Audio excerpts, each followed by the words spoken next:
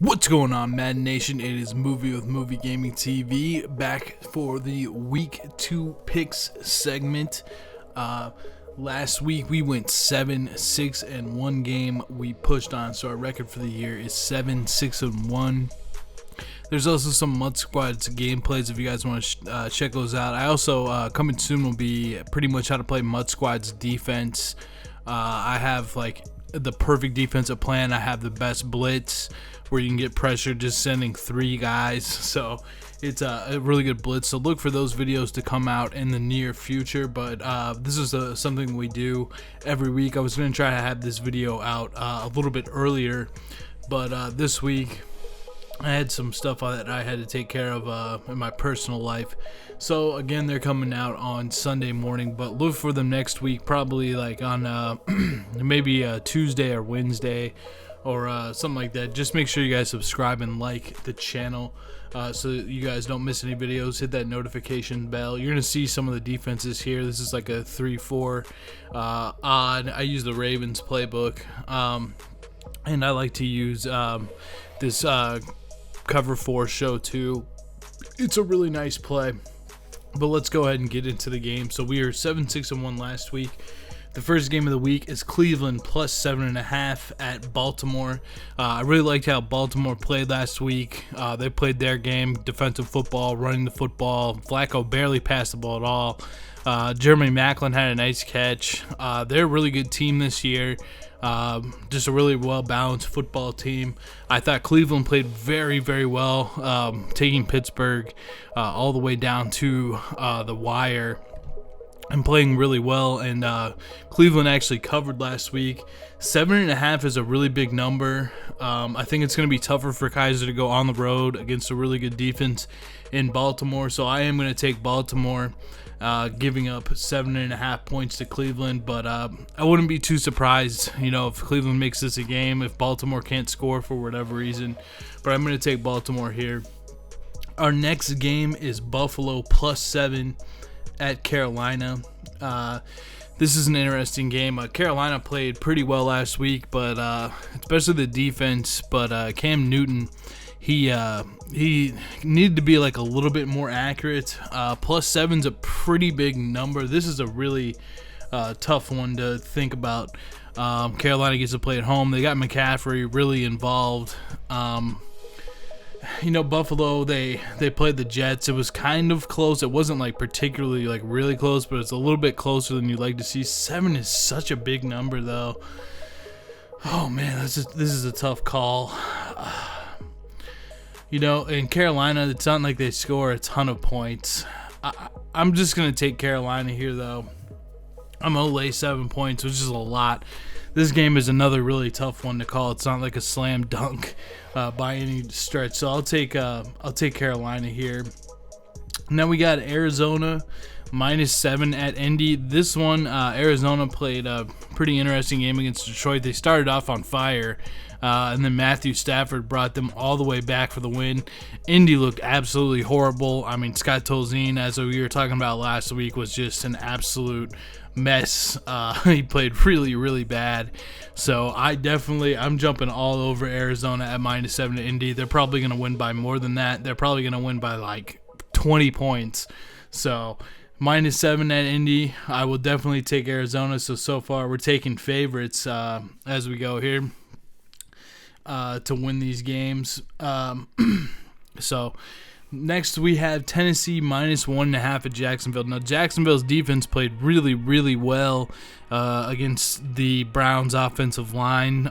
They might want to pay Dwayne Brown his money, as he really could have helped them out protection-wise last week, as the Jacksonville defense just sacked the quarterback over and over again. Then they had to put in Watson. Tom Savage looked absolutely terrible, man. Like, he looked abysmal. So Tennessee played Oakland pretty tough. One thing that they're going to try to do is get the running game more involved. There's a stat where Mariota has to pass for like over 30 attempts. He does not win a lot of games when he can keep his attempts in the 20s. That's when they have a lot of more success. I think he's like 8-4 like that, and like 3-13 when he's got to pass it a bunch.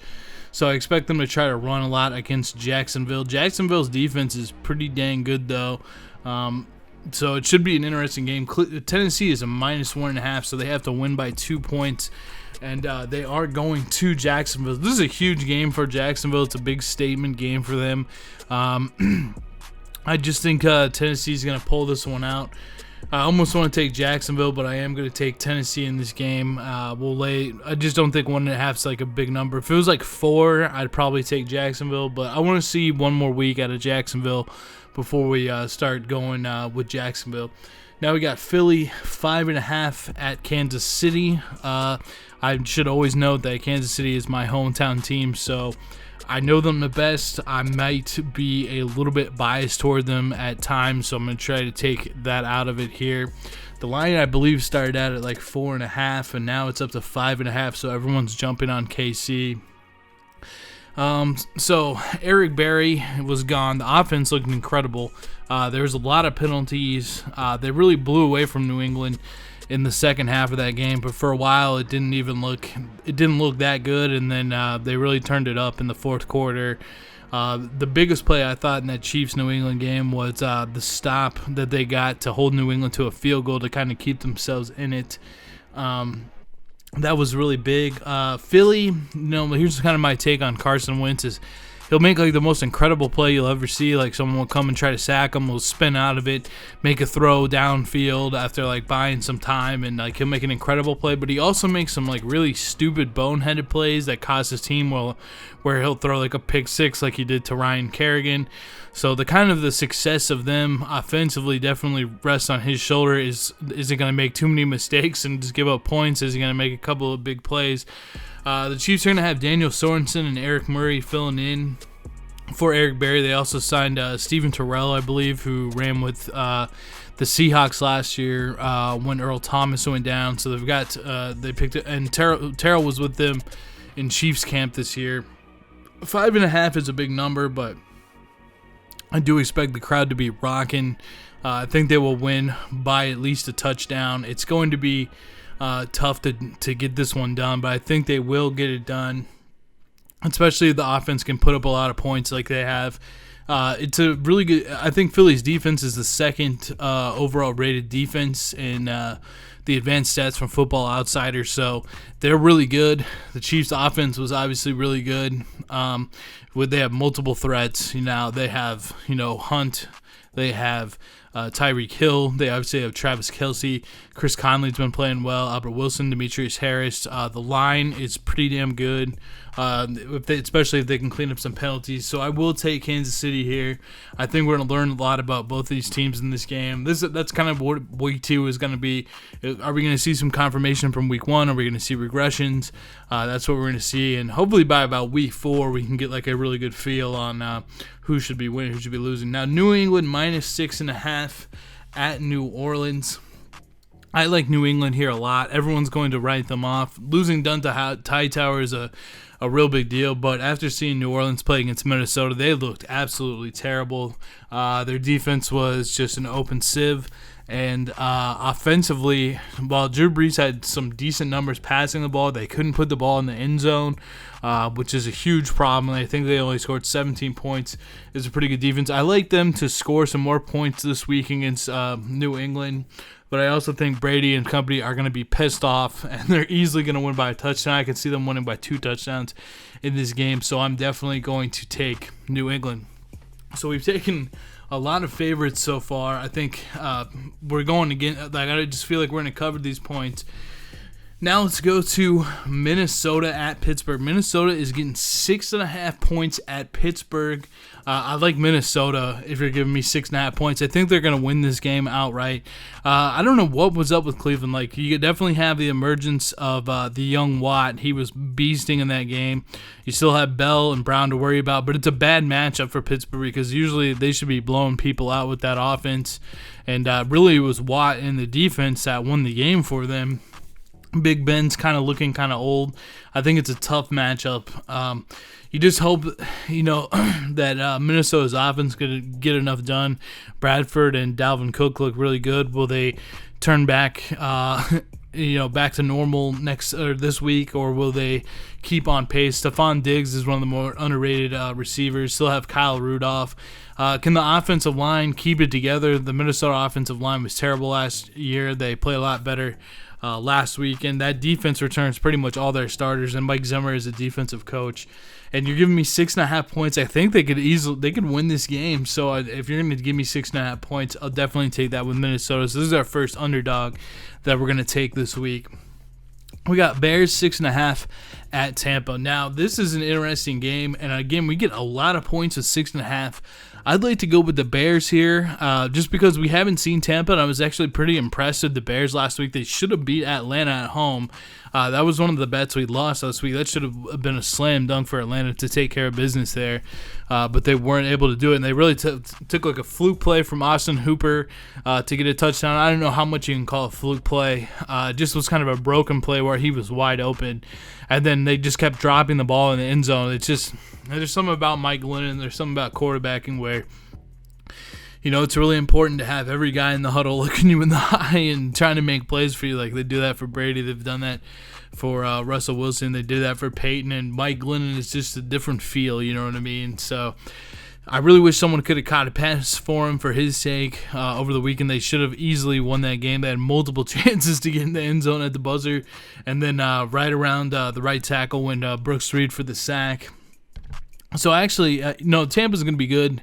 They got Winston. They've got Mike Evans, Jordan Howard, Cameron Brate, Deshaun Jackson. They don't have Doug Martin for this game, so they won't have their running game. They still have like Levante David on defense, but I want to see them play. I think that's like a lot of points.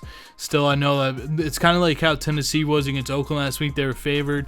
Tennessee's favored again, but you want to see something. I'm thinking Tennessee's going to show us some getting to the ground game, but I don't know. What is Tampa going to do and try to pass over the Bears?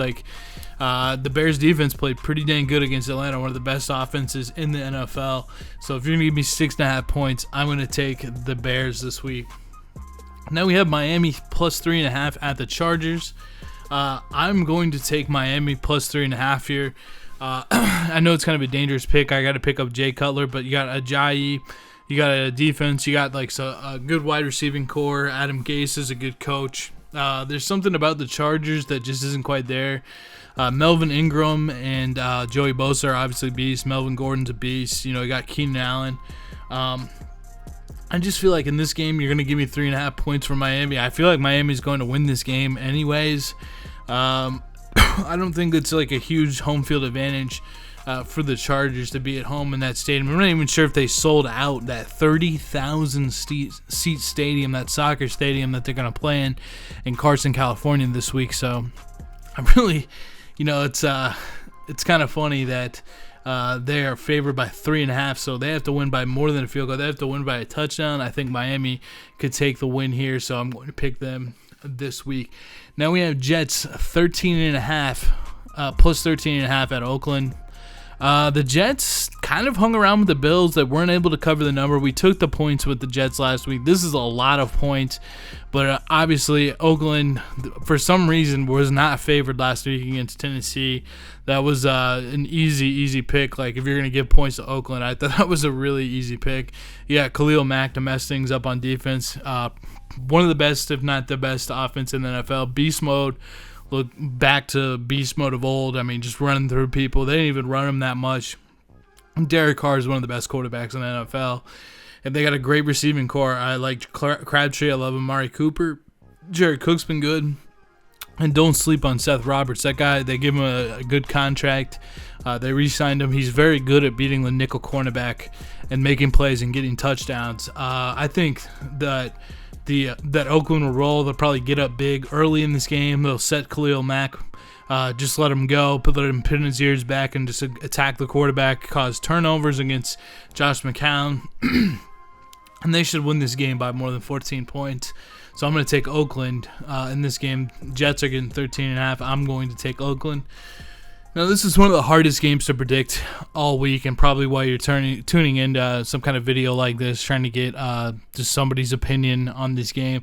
We got Dallas minus 2.5 at Denver. This is a really tough game to predict, especially with the Zeke factor. Zeke's always a beast. Dak, Dez, Cole Beasley with that catch off the back of his jersey last week, Jason Witten always making plays. And I thought the Dallas defense looked pretty damn good too, with their linebacking core of Lee. And they got another guy that's a young guy at the linebacking core that looked really good as well. So that's where they're getting the points. But I think it's tough to play in Denver. It just always is. They're a loud crowd. You got to go deal with the altitude. In Denver's defense looks as good as ever, honestly. You still have Chris Harris, the best cornerback in the league. You have Talib. They got rid of TJ Ward, but they still have Von Miller. The defense is still really good. Simeon, he really just needs to get to 21 points with that defense. And I thought C.J. Anderson ran the ball well. I thought their line played better. Simeon actually made a couple of athletic plays in the game, thrown to the back of the end zone for a touchdown. I'm going to take the +2.5 and take Denver this week over Dallas. I just think kind of like for Pittsburgh this week, it's like when they got a good offense and they go up against a bad defense, it's like a really good matchup for them. But same with Dallas here. Like, they have a really good offense, but now they're going to go up against a bad defense. And I don't think it's that good of a matchup for them to just run all over people with Zeke this time. I think Denver can hang with them. I think it's going to be a very close game. So I want that 2.5 points. And I do think that Denver can win outright. I think anytime that you take an underdog, you want to make sure that you can win outright. I think that's real important, just as a little tip. So we have 4 games left on the docket here. We have Washington +2.5 at the Rams. This is a tough pick for me. The Kirk Cousins kind of got screwed on that one play, but against Fletcher Cox, I actually thought that was going to be called incomplete pass, but I guess they didn't like it, slowed down, so they kind of got screwed on that call. But overall, I wasn't too impressed with them. I'm not sure, Terrell Pryor had a really good season last year, but it's one thing when your team's like all the way always down, you're going to put up good numbers. If you just got to pass like Cleveland did last year, people are going to be up big, and then they start playing prevent defense and letting you catch a bunch of underneath passes. Jordan Reed looked very upset with Kirk Cousins after he turned the ball over to Fletcher Cox last week. I'm never impressed with Washington's defense. I just feel like you can run it all over them. And the Rams, I know they played against the Colts, but they did turn out pretty well. They have Wade Phillips as a coach on defense, who's one of the best defensive coordinators in the league. Very underrated defensive coordinator. Always has good defenses. I don't care what team he's with. It's kind of surprising to me that Denver didn't offer him the head coaching position again. He probably, because that's like his defense. But now he went to the Rams. They get Aaron Donald back. He will be playing this week, I'm pretty sure, and he's honestly one of the best players in the entire NFL. So that should really help them this week. It's slowing down any kind of run game from Washington. I can see Kirk Cousins. The other thing about Pryor is going to be against Tremaine Jackson, who had a pick 6 last week. And I think this is a good matchup for Jared Goff and Todd Gurley to get in the end zone. They've also got another receiver on the Rams that has been making plays for Jared Goff. I think he's like a rookie this year, so I think he got a touchdown last week. I like the Rams here. I'm gonna lay the 2.5 points. Get the game at home too for the Rams. So I'm gonna lay 2.5 to Washington. I think they can easily win this game by a field goal. San Francisco +14 at Seattle. Now, Seattle, I thought Seattle would win last week against Green Bay. It did not happen. Green Bay's defense was good enough to get to the Seattle line. They really couldn't do anything. The biggest play of the game, though, obviously, was when Aaron Rodgers threw an interception, and they ran it back for a touchdown, but then you had like an illegal block on the back or something that didn't even help the run back. And then you also had they kicked Lane out of the game after he was hit first by Devontae Adams.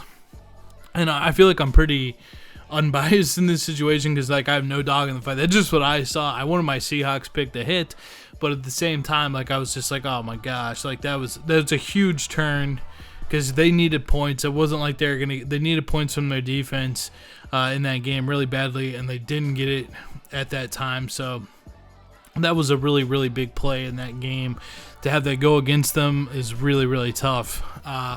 But it did, and that's how it goes sometimes in the NFL.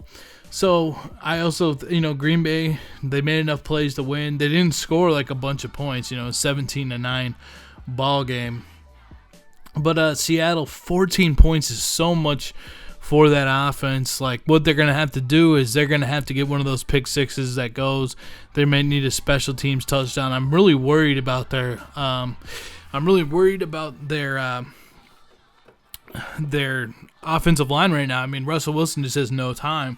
And if the offensive line doesn't start clicking soon, it's tough to lay this 14-point number. I mean, it's tough to see them getting there. I am going to take them, though, just because I don't believe in the 49ers to do anything. But this game could be like a game where Seattle wins like 20-3. I don't think it's going to be a game where they covered the point spread like 32-14. And then we have two more games left. Green Bay +3 at Atlanta. Game of the week. This should be a really fun game to watch on Sunday Night Football. And Atlanta destroyed them last year. They're going to be opening up their new stadium. They did not look very good against Chicago last week. So it becomes one of those things. Did Atlanta not play good? Is Chicago better than we think they are? That's what we're going to have to find out this week. I think Atlanta is still like really, really talented on both sides of the football. I had them versus Seattle in the NFC Championship game, but maybe after this game I'm going to have Green Bay in there. Now, if Green Bay can pull off this win and they get the win versus Atlanta here in Atlanta, pretty much that puts Green Bay as the best team in the NFC and maybe the best team in the NFL. So this is a really, really big week for Green Bay this week. And Aaron Rodgers, 3 isn't that big of a number, but I do like the Falcons a lot more on turf. I feel like their speed's a lot better. I think it's easier for Matt Ryan to put up big numbers. It should be interesting to see what Green Bay's defense can do against a real offense, because the Seahawks offense was awful last week, especially on the road. I'm going to lay 3 here. I think Atlanta can put up enough points to cover the 3 if they win. So I'm definitely going to take Atlanta here, minus the 3 points, which means they have to win by 4. So it should be a pretty tough game here for it should be a really fun game to watch, but I'm going to lay 3 at Green Bay. Now we have Detroit +3 at the Giants. Now, guys, I was really, really impressed this week with Detroit, and especially Matt Stafford. I know he threw a pick early, but kind of like Kareem Hunt, he bounced all the way back. The guy is throwing to a bunch of nobodies, man. I mean, he's got like, Marvin Jones, I think that guy is out there. They got that Galloway guy that's a rookie that's new. But I feel like he's got nobody to throw to, but he still is making everybody around him better. I feel like he deserved that contract. He brought them all the way back against Arizona, threw some darts. One of the touchdowns to Marvin Jones, he just barely beat Pat Pete in the end zone. He rifled it in there for a touchdown. Detroit's getting +3 this week at the Giants. Now, the Giants, man, they just have not scored the ball in multiple games. Like, if you go back to last season from now, they have not been scoring any touchdowns lately, and it's just the offensive line is a huge problem. Now, Detroit doesn't have any kind of a defense, but Detroit's going to put up points. It should be a really interesting matchup, though, because they're going to have to go against an extremely tough defense in the New York Giants defense. But I don't know. I kind of like getting 3 here. Detroit's going to have to go outside, which is a big factor. They're obviously much better in the dome when you don't have wind altering Matt Stafford's passes.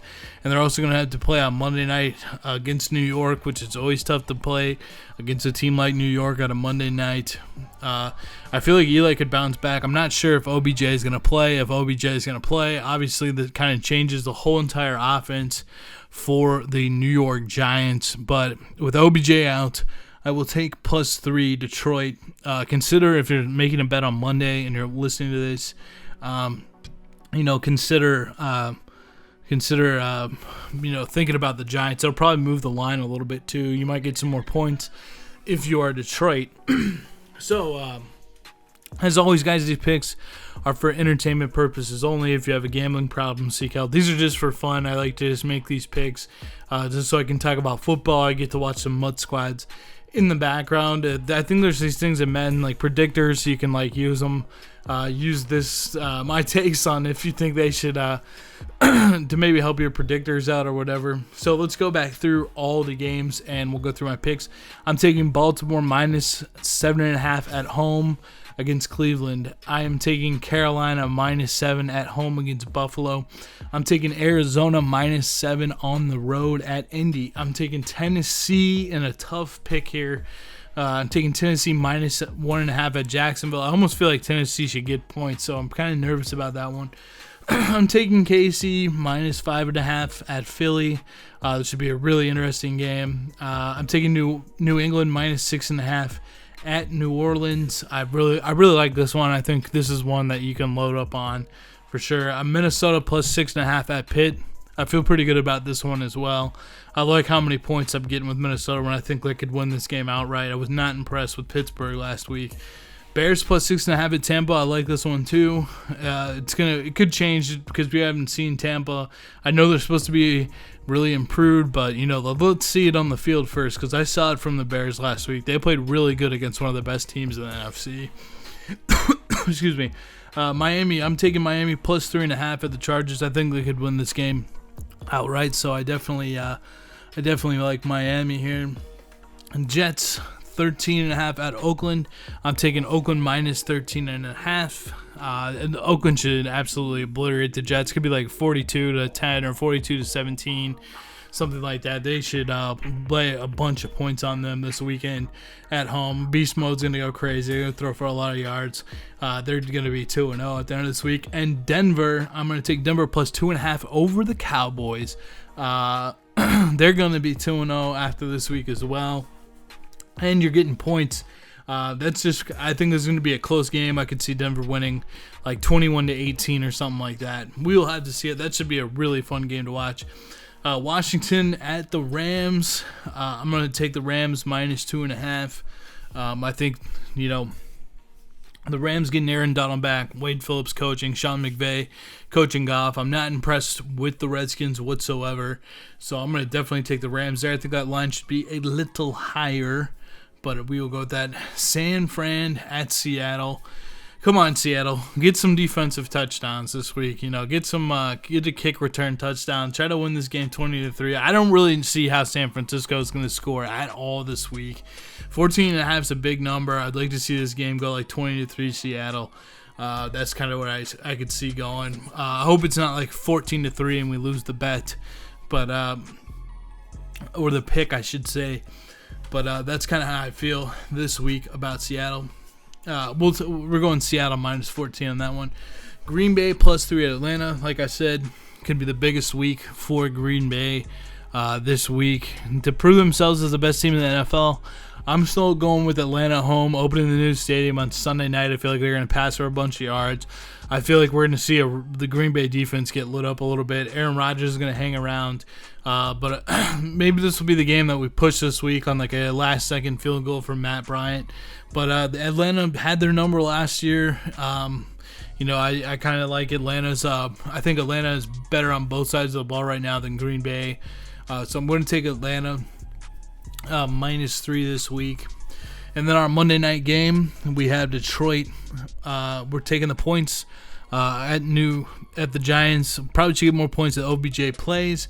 Really impressed with Matt Stafford. Not impressed with the offense without OBJ for the Giants at all. Defense is going to keep them in games, but if they don't get a turnover or a score, I think Detroit can win this game. So those are the picks this week. We were 7-6-1 last week. We're going to hopefully turn that around. What if we hit all of the wins? That would be really nice. But I hope you guys enjoyed this this football prediction process. If you guys think I should have anybody on to discuss these games with me in the future, please let me know down in the comments below. And if you're enjoying these videos, please let me know that. I would appreciate it. And have a great week, guys. Enjoy the football. this Sunday and Monday, and look for this video sometime earlier next week. Like I said, I just have a lot going on. I have a lot going on in my personal life right now. Like, as I speak, I'm recording this video at like 6 o'clock in the morning on Sunday, but I got to get this video out to you guys. So thank you guys so much for watching. Again, enjoy the football, and I will see you guys in the next video. Until next time, guys, have a great day. Peace.